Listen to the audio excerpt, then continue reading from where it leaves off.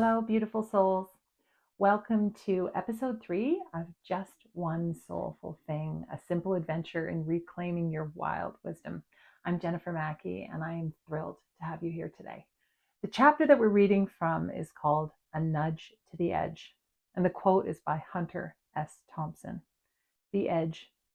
There is no honest way to explain it because the only people who really know where it is are the ones who have gone over. In a world inclined to overwhelm for good and not, we are called not to go round, but through the chaos, to shrug off the shroud of self-doubt and face dead on our desire to hide and tackle it all another elusive day. To be honest, and recognize that this strategy of avoidance just allows the monsters to gather and mount. To survive and vibrantly thrive, we must embrace simple, straightforward steps to lift those covers, compel that stubborn and sorrowful self, and reignite our innate wisdom and knowing. Rekindling hope requires that we re-engage with the little things until we have the strength to make them big things. Wrap around us day by day the cape that empowers us to know, hold fast, and speak truth to the naysayer in our head and in our life, and conjure the courage to soar right off that edge into the glorious, limitless unknown.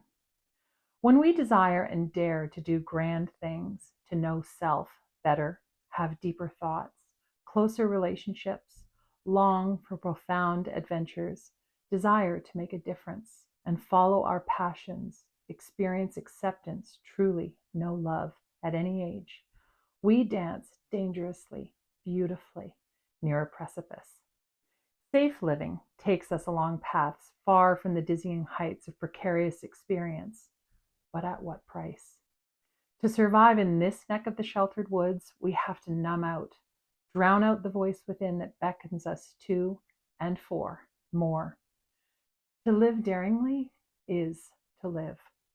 To walk gingerly along that razor's edge, risking wearing heart on sleeve, wildly dreaming, hoping, wanting more, speaking truth, loving with unbridled abandon, first self and then everyone we can get our eyes on, is the difference between walking dead and soaring skyward. Is this easy? Nope. Does it happen in a whoosh or with a slow, deliberate trickle of desire and action? The latter every time. Is it worth every ounce of our concerted, conscious, creative effort? Absolutely. Will people call us crazy for feeling more, craving more, calling it out into the light and longing to wrap our arms around those who ache and desire as we do? Yeah, that is a glorious thing. Because complacency is not the goal. Mastering resilience, dare we say with ease and grace, is. Everything else flows from there. And so to expand on that thought, on that edge, what edge are you walking?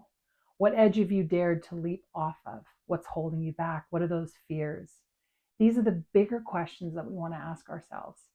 And so this whole chapter and these stories, this idea of just one soulful thing and walking that edge comes from a lifetime of living along that edge. At a young age, if you've heard any of the stories that I've talked about before, I lost a lot of friends. They passed away for various reasons between the age of 16 and 26 for me. And so that taught me something very profound, that there is no guarantee of tomorrow. And in that, it made me want to live more of life. In fact, I've kind of lived by that question, is what I'm doing right now, if I were not to be here in 6 months, would I be doing what I'm doing? If the answer is yes, I keep on doing it. If the answer has been no, then it's time for me to shift up the way that I am perceiving life, the actions that I'm taking, the passions that I'm considering in the life that I'm living. And so at a young age, I kind of leapt off that edge.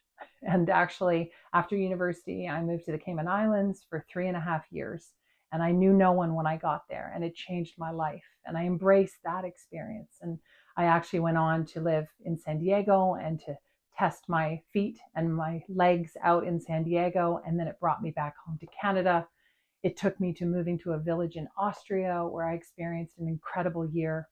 It then brought me back to Canada and then across Canada and meeting the man of my dreams and even life schooling our children and really giving them the education that I wish that I'd had and taking all that I learned in launching my own business and working with companies about values, action, alignment. What would it look like if I raised children right out of the gate, mindfully, with that idea of setting intention, of living from a place of meditation and flow and listening to that voice within. And then even in launching a business where I was working with healthcare companies almost 20 years ago, and we were talking about mindfulness and the power that we have to heal our own bodies at a time when really that seemed like woo-woo to a lot of healthcare people. But they were open and desirous, and somewhere deep down inside they saw that. Now that's a commonplace thing. If I hadn't listened to my own desire and my voice within to follow where that led and to leap, and I hadn't walked that razor's edge with intention, then I would never have been able to accomplish what I have in my own life. And I'm sure that you have 1,000 stories that follow along that trajectory. So this walking the edge makes us feel like, sometimes we feel like we're crazy. Sometimes people call us crazy. I certainly had that experience. And that actually drove our whole project called the Mad Hero Project with our kids, which is a whole other chapter and story to come. But that idea of being mad and weird and crazy is a good thing. It's a good thing. And so don't ever look at that within yourself and think that that isn't for a reason. It's calling you in new directions. If you're feeling uncomfortable, if you're feeling that fear and you're on that edge, then it's really just calling you to put in place the tools to pull you back from the edge, to still yourself, to be peaceful in the moment, to be present in the moment, to listen to that amazing innate wisdom that you have within you and to follow where it leads. And you're definitely not alone. There's a lot of us crazy ones out there walking that razor's edge with you. And that's part of the reason why, I wrote this book, Just One Soulful Thing, about that simple adventure of reclaiming our wild wisdom, not looking outside of ourselves, being okay with the edge and figuring out better and more peaceful ways to be able to traipse that edge. And then find a way to not only still and to listen to that voice within, but then to put that cape around us.